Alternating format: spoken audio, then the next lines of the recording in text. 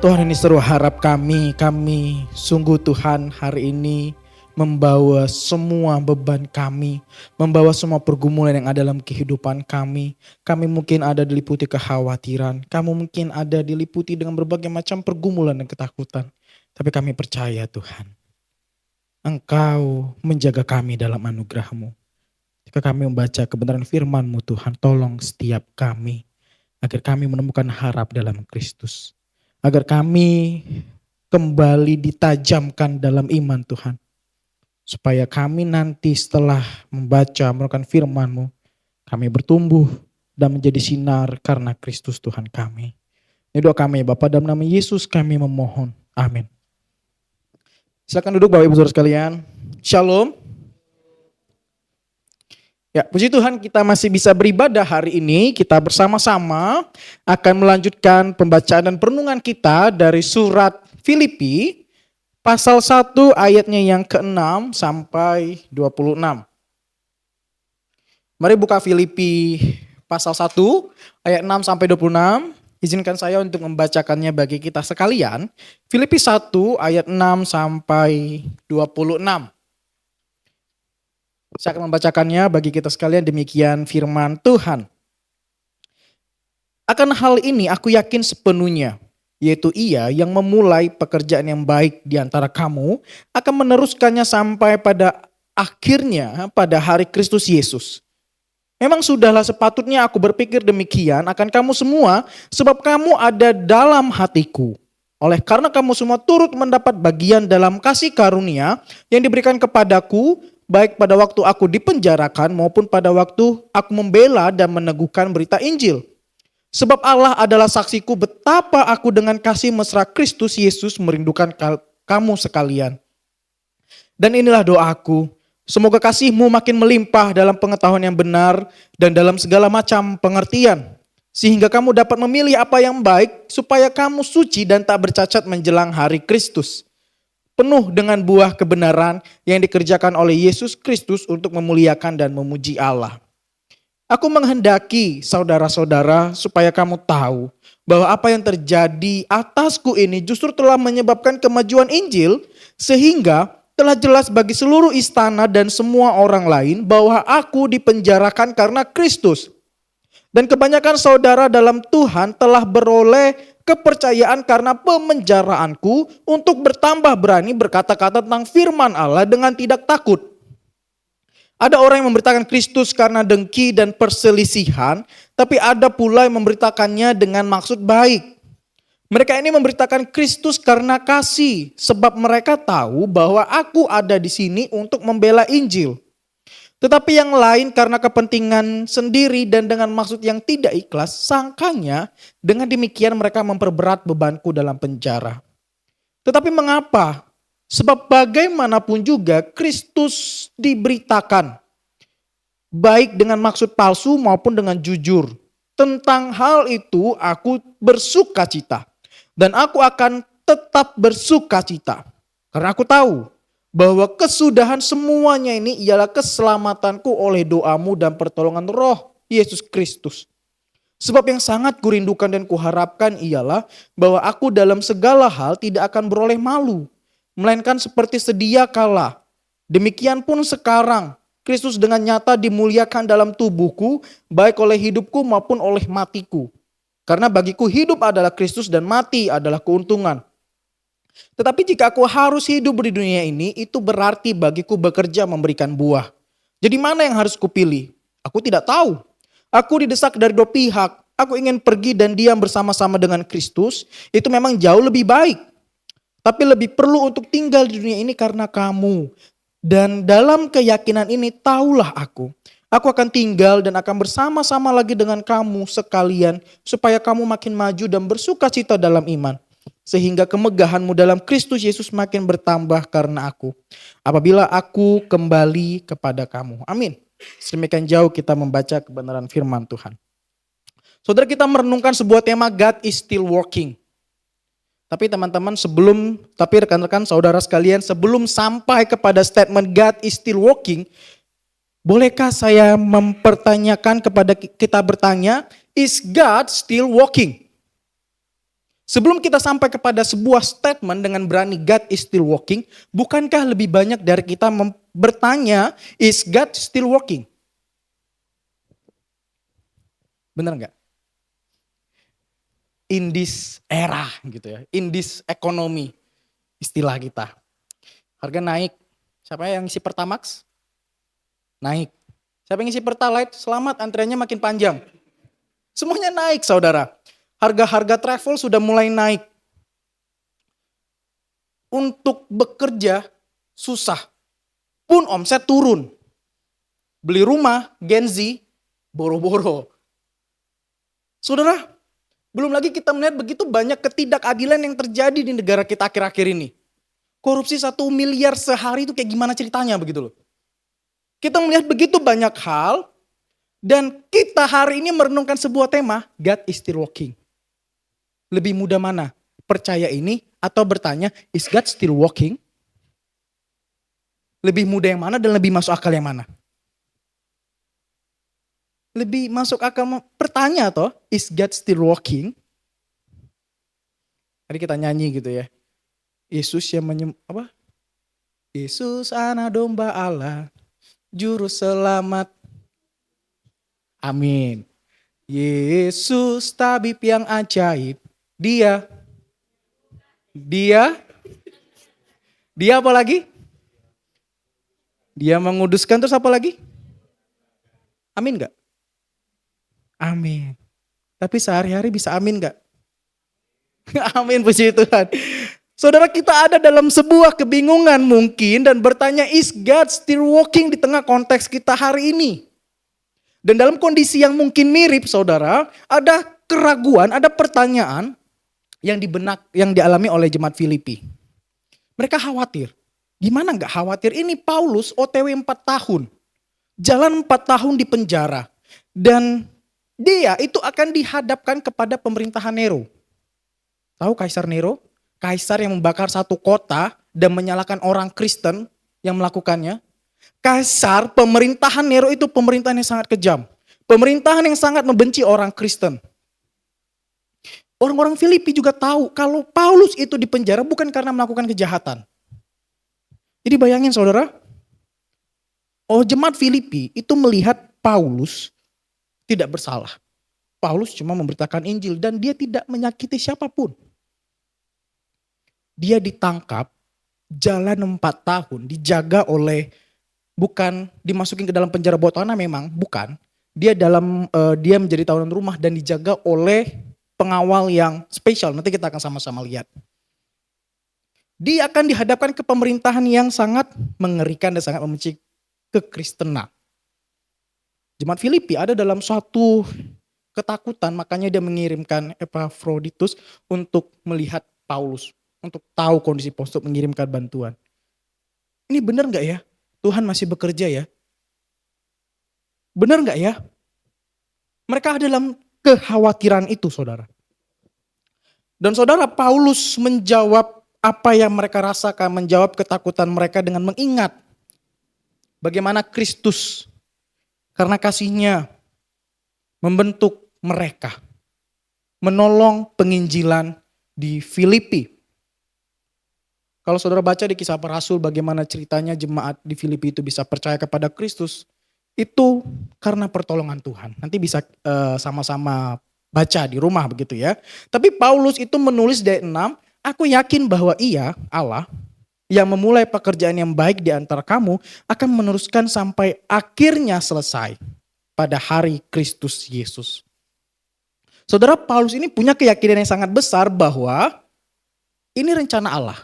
Ini pekerjaan Allah. Ya udah, berarti nanti akan selesai juga karena pertolongan Allah. Ada keyakinan itu, ada kepercayaan itu. So kalau sekarang kita bilang yang menciptakan dunia ini siapa? Siapa? Tuhan. Yang begitu mengasihi dunia ini sampai mati di kayu salib siapa? Tuhan. Yang memelihara kehidupan kita siapa? Musim ini akan lewat, amin. Kok kecil banget aminnya. Musim ini akan lewat, amin. Puji Tuhan saudara. Kita sering percaya ayat ini. ungkapan ini, tapi mungkin teorinya saudara. Dalam praktiknya begitu, dalam kenyataan, dalam keseharian kita, mungkin kita punya sebuah gambaran, kita punya sebuah harapan, kita punya sebuah checklist. Tuhan itu harusnya kayak gini loh.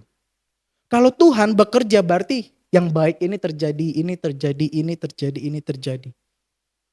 Kita sering mengira bukan kalau Allah itu bekerja berarti keadaan itu akan membaik. Benar gak? Padahal bisa gak keadaannya gak membaik? Bisa aja. Kita sering berharap ketika Allah bekerja maka masalah selesai. Orang-orang benar diselamatkan dan orang-orang yang korup dihukum. Kita lebih sering berharap seperti itu bukan? Tapi saudara, Paulus menyatakan, menunjukkan hal yang berbeda. Allah memang sedang bekerja dan Allah tetap bekerja mendatangkan kebaikan. Tapi belum tentu lewat keadaan yang baik. Justru lewat keadaan yang susah. Justru keadaan yang mungkin di bayangan manusia adalah suram. Tapi apakah itu berarti menjadi sebuah kenyataan kalau Allah tidak bekerja? Tidak. Allah tetap bekerja. Seorang teolog, saudara MacArthur itu mengutip F.B. Meyer gitu. Dia mengilustrasikan begini. Saudara kalau kita ke dalam ruang kerja manusia, ruang bengkel manusia, di sana kita akan menemukan setidaknya karya yang sudah selesai. Kita menemukan karya yang sudah selesai, tapi ada juga karya yang belum selesai. On progress. Tapi saudara di sana biasanya di pojokan entah nanti di luar ruangannya atau dimanapun itu, kita akan menemukan bangkai pekerjaan yang tidak bisa diselesaikan. Mangkrak. Pekerjaan manusia bisa kita lihat, oke, ada yang bagus banget gitu ya. Ada yang keren banget. Oke, ada yang on progress. Tapi gak sedikit yang mangkrak. Tapi ketika kita melihat bengkel kerja Allah, bengkel kerja Allah yang agung, tidak ada satupun karya yang ditinggalkan karena Allah tidak mampu menyelesaikannya atau karena Allah tidak bisa membereskannya dengan baik. Allah yang memulai adalah Allah yang pasti menyelesaikan. Kita melihat itu dalam anugerah Tuhan kita Yesus Kristus bukan? Manusia yang melupakan Allah, manusia yang begitu jahatnya, manusia yang menolak cinta kasih Allah.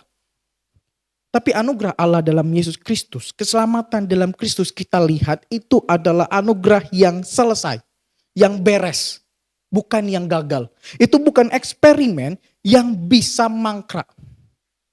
Kita melihat itu dalam kasih Allah yang amat besar di dalam Tuhan kita Yesus Kristus. Jika Allah sudah memulai anugerahnya di dalam kehidupan seseorang, sekuat apapun manusia, sebobrok apapun manusia, sejahat apapun dosa, dia akan bisa melawan anugerah Allah, melawan tangan kasih Allah. Rantai keselamatan itu gak bakal pernah bisa putus saudara. Allah yang membenarkan adalah Allah yang sama yang menguduskan. Dan Allah yang sama juga yang akan memuliakan kita pada akhirnya. Kita bersekutu dengan dia dalam persekutuan yang agung. Maka saudara, sukacitanya Paulus itu bukan sukacita karena masalahnya pasti akan beres. Bukan. Sukacitanya karena dia tahu kalau Tuhan yang beranugerah itu adalah Tuhan yang pasti menyelesaikan sampai selesai. Dalam cinta kasihnya dan rencananya yang indah. Dan pengharapan kita sebagai orang Kristen itu tidak terletak dalam genggaman kita. Pengharapan kita itu tidak terletak dari seberapa kuat kita memegang apa yang kita punya. No. Pengharapan kita terletak pada siapa yang menggenggam kehidupan kita. Pada siapa yang menopang kehidupan kita. Dan itu Yesus Kristus Tuhan kita. Again, walaupun kita melihat begitu banyak hal yang meresahkan, begitu banyak hal yang menyesakan, begitu banyak hal yang buruk terjadi. Pengharapan kita tidak terletak pada apa yang kita genggam. Tapi kepada siapa yang memegang kehidupan kita.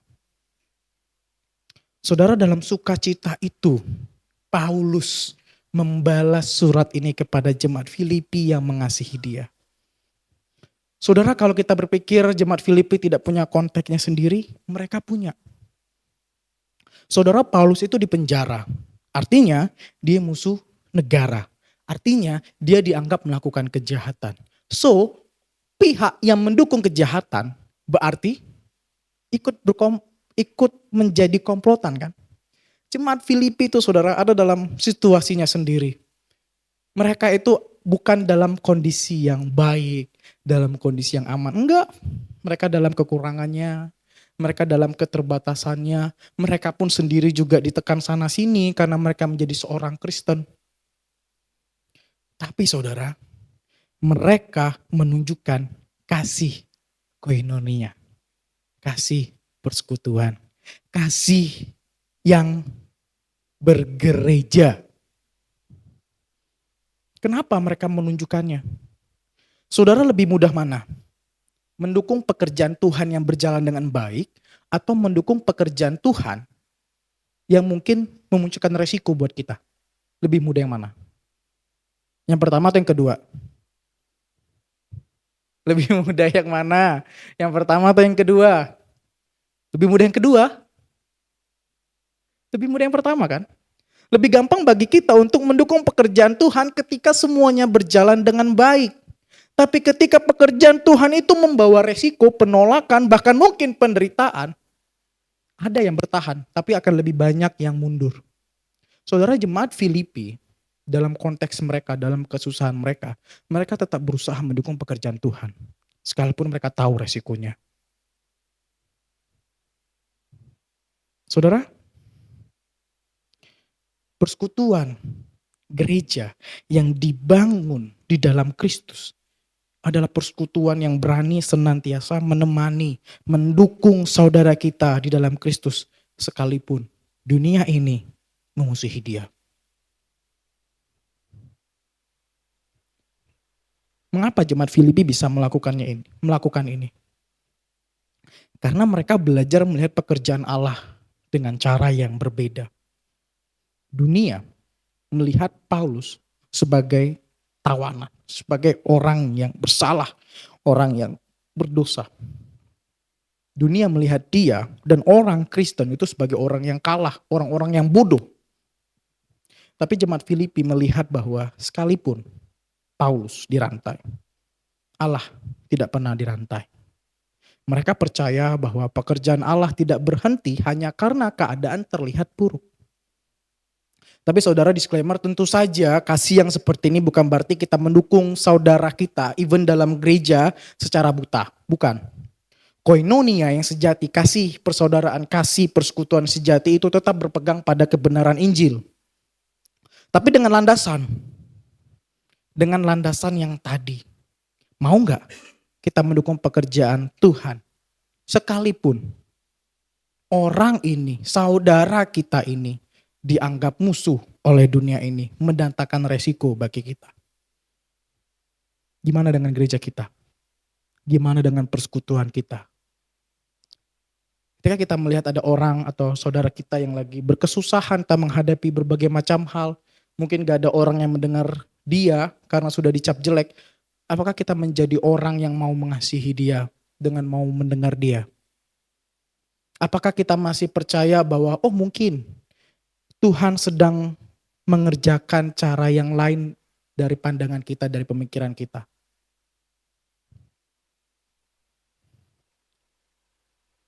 Saudara, Paulus memberikan kesaksiannya tentang bagaimana dia di penjara, kondisi yang dia alami di penjara.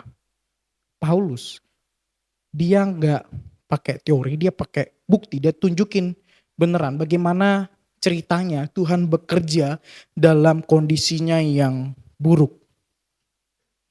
Saudara, Paulus itu di penjara, dia tadi saya bilang bukan di penjara bawah tanah, bukan di sel, bukan, dia tawanan rumah. Tapi saudara, karena di tawanan rumah, pengawal yang menjaga dia itu menjadi pengawal yang khusus. Bukan pengawal-pengawal yang biasa. Pengawal yang khusus, namanya itu pengawal praetoria. Praetoria Guard. Itu biasanya untuk pengawal orang-orang penting. Saudara, itu pasukan elit. Jumlahnya cuma ribuan waktu itu. Saudara bayangin, Paulus itu kan di penjara rumah. Dia tetap bernyanyi memuji Tuhan, dia tetap berdoa, dia tetap memberitakan Injil. Pengawal itu gak bisa pergi ninggalin dia. Jadi saudara, alih-alih menjaga Paulus, pengawal itu justru menjadi pendengar Paulus yang setia. Ketika Paulus berdoa kepada Tuhan, ketika Paulus memuji Tuhan, ketika Paulus memberitakan Injil, pengawal-pengawal elit tadi menjadi pendengar Paulus yang setia. Kelihatannya Paulus itu dirantai, kelihatannya Paulus itu menjadi tawanan. Tapi saudara, dalam perspektif yang lain, justru Paulus yang menawan mereka untuk terus mendengar Injil. Untuk terus mendengar siapa Tuhan yang Paulus sembah. Saudara, berlawanan ya. Berlawanan kan? Inilah saudara paradoks pekerjaan Allah. Jemaat Filipi mungkin dalam kekhawatirannya melihat, wah gimana ini? Pemberita Injil Rasul kita dari tawan. Gak ada lagi dong yang beritain Injil. Tapi ternyata Paulus kasih perspektif yang lain. Enggak loh. Sekalipun ditawan, pekerjaan Injil itu, pekerjaan Allah itu tetap terjadi. Bahkan justru Allah sendiri yang membuka kesempatan itu. Penjara itu bukan jadi batasan, tapi jadi kesempatan. Saudara, sering kali kita melihat sebuah kesulitan itu, sebuah masalah itu menjadi rantai yang membelenggu kita. Sering kali kita melihat kemuraman dalam diri kita itu menjadi hal yang sangat menyedihkan dan membuat diri kita tidak berharga. Tapi saudara, mari jangan cepat-cepat menyimpulkan bahwa Allah tidak bekerja. Jangan cepat-cepat menyimpulkan bahwa Allah meninggalkan kita karena kondisi kita tidak baik. Saudara, jangan-jangan masalah itu, problem itu sedang Allah izinkan terjadi supaya kita tahu Dia Allah yang seperti apa. Supaya orang-orang di sekitar kita tahu siapa Tuhan yang kita sembah. Saudara, tidak hanya kisah Paulus. Kalau kita perhatikan narasi pemenjaraan orang benar dalam Alkitab, kita bisa melihat loh, itu selalu menjadi panggung Allah diberitakan. Saudara coba, di Alkitab sebutkan satu nama orang yang benar yang ada di penjara. Satu, siapa? Siapa? Daniel. Daniel dimasukkan gua singa, di bayangan orang-orang dia mati. Apakah dia mati? Enggak. Dia justru menjadi saksi kebesaran Allah. Satu lagi yang terkenal, yang kelihatannya hidupnya itu begitu muram, Yusuf. Punya saudara gak mengasihi dia, dia dimasukin ke sumur. Diangkat malah dijual. Sampai dia di penjara saudara. Apakah kasih setia Tuhan berhenti? Apakah Allah berhenti bekerja mendatangkan kebaikan? Enggak. Catatan-catatan hidupnya sebelum dia diangkat menjadi orang nomor 2 di Mesir, kita tahu bagaimana dia menyedihkannya. Kehidupan yang sangat menyedihkan. Tapi ternyata Tuhan pakai. Tapi ternyata Tuhan masih bekerja. Tuhan mendatangkan kebaikan. Sekalipun jalannya tidak seperti apa yang kita bayangkan. Saudara, memang perenungan kita hari ini bukanlah perenungan yang mudah. Lebih mudah bagi kita, saudara dan saya, untuk mengatakan bahwa Allah bekerja. Allah itu baik ketika kondisi hidup kita running well. Benar? Dan itu gak salah juga saudara. Tapi sebaliknya, akan sangat sulit bagi kita mengatakan, tenanglah diriku. Jadi kita gak usah ngomongin orang, diri kita. Tenanglah diriku, Tuhan itu masih ada beserta dengan kita. Tenanglah diriku, Tuhan itu masih bekerja. Ketika kondisi kita sulit. Ketika pekerjaan kita tidak berjalan sesuai dengan rencana. Ketika dalam rumah tangga kita mungkin terjadi 1-2 hal yang tidak sesuai dengan apa yang kita mau. Akan sangat susah saudara. Tapi saudara, dalam perenungan itu, dalam pergumulan itu, ragu, bertanya, itu sangat boleh. Tapi mari kita menjaga diri kita supaya kita tidak mempertanyakan Allah. Supaya kita tidak meragukan Allah. Bertanya dengan mempertanyakan itu beda. Ragu dengan meragukan itu beda. Saudara, Martin Luther itu seorang reformator gereja. Saya yakin kita pernah mendengar namanya setidaknya. Dia orang yang dipakai Tuhan dengan luar biasa. Saudara, Martin Luther tuh pernah ada dalam kondisi yang sangat bergumul. Dia bingung sekali gimana caranya beriman, percaya bahwa Tuhan itu adalah Tuhan yang maha kasih. Dia percaya kalau Tuhan itu adalah Tuhan yang adil. Percaya. Jadi dia melakukan semua hal, semua tuntutan yang harus ia kerjakan sebagai orang yang percaya Tuhan. Tapi saudara, semakin ia kerjakan, semakin dia merasa bahwa dia itu gak layak. Semakin dia merasa bahwa dia itu bercacat. Semakin dia merasa bahwa memang layak menerima murka Allah. Dia bergumul saudara, dia bergumul sampai dia ditolong oleh seorang guru gitu ya. Dia bingung sekali, gimana caranya aku bisa percaya kalau Tuhan itu adalah Tuhan yang maha kasih. Tuhan yang adil aku percaya, tapi Tuhan yang maha kasih gimana caranya? Dia bergumul panjang, dia baca Alkitab, dia ditolong oleh guru saudara. Tapi saudara, satu hal yang membuat dia bisa sadar, dia bisa ditolong untuk melihat, percaya bahwa Allah itu adalah Allah yang maha kasih adalah dia melihat untuk apa manusia diciptakan.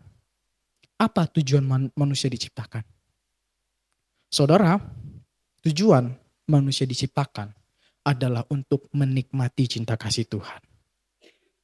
Dan merayakan cinta kasih Tuhan. Seisi dunia ini diciptakan untuk menikmati cinta kasih Tuhan. Terus dia berlanjut. Manusia ini tapi menolak cinta kasih itu. Tapi apa yang dilakukan oleh Allah? Allah karena kasihnya mengaruniakan anaknya yang tunggal supaya setiap orang yang percaya kepadanya tidak binasa. Semua karena kasih Allah. Saudara, Luther akhirnya bisa paham, bisa ngerti, bisa beriman. Kasih karunia Allah itu bukan hadiah untuk orang yang berhasil. Kasih karunia Allah bukan upah bagi orang yang sudah cukup baik, bukan.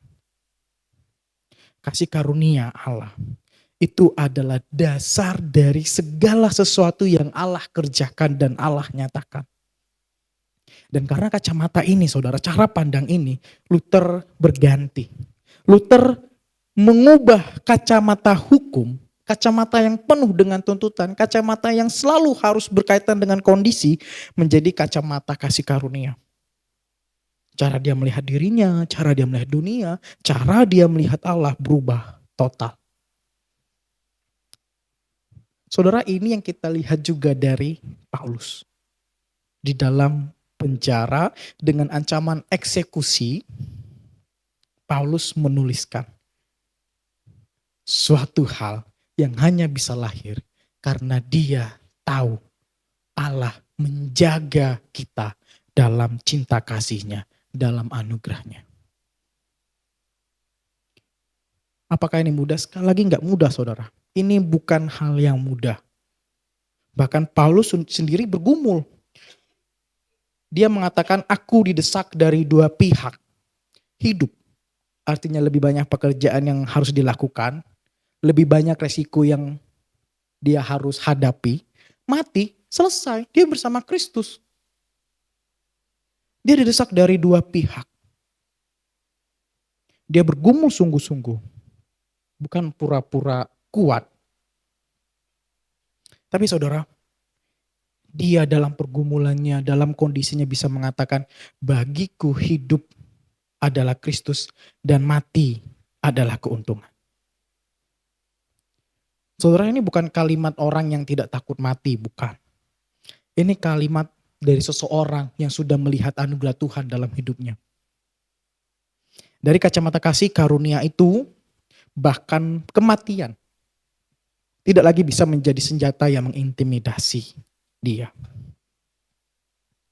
Lalu saudara, hari ini mari kita melihat dengan kacamata yang baru, kacamata anugerah Tuhan. Dan apa yang bisa kita lakukan? Saudara, Paulus menulis di bagian 1 ayat 9 sampai 11, semoga kasihmu makin melimpah dalam pengertian sehingga kamu dapat memilih apa yang baik. Yang Paulus doakan bukan kondisinya yang membaik, bukan. Melainkan discernment. Saudara, discernment itu apa sih? Discernment itu saudara kepekaan rohani yang lahir dari pengenalan yang makin dalam akan Allah. Sehingga kita mampu memilih apa yang sungguh baik di hadapannya. Bukan sekedar hal yang kita rasa aman atau mungkin hal-hal yang bisa kita lakukan. Jadi saudara, yang pertama bisa kita lakukan adalah minta discernment kepada Tuhan sebelum mengambil keputusan. Di bawah tekanan apapun, di dalam kondisi apapun. Apapun yang kita hadapi, apapun yang kita alami, minta discernment kepada Tuhan. Jangan buru-buru menyatakan apapun. Mintalah pertolongan dari Tuhan supaya kita bisa memiliki alasan, memiliki dasar kenapa kita harus mengambil ini. Dan itu benar di mata Allah. Yang kedua saudara, mari coba, mari usahakan kesusahan yang kita alami itu menjadi mimbar kesaksian. Menjadi alat yang nyata untuk kita bisa memberitakan cinta kasih Tuhan. Kita sudah lihat bagaimana Paulus dalam penjara, dalam pergumulannya, dia bisa mengusahakan untuk tetap menjadi saksi. Dia gak buru-buru mengatakan, oh Allah sudah meninggalkan aku. Oh Allah tidak lagi bekerja, enggak. Tapi dia melihat apa ya yang sedang Tuhan ingin bukakan kesempatan. Apa ya yang ingin Tuhan nyatakan. Mari saudara coba, usahakanlah. Apapun kondisi yang kita alami saat ini. Coba usahakan, coba lihat.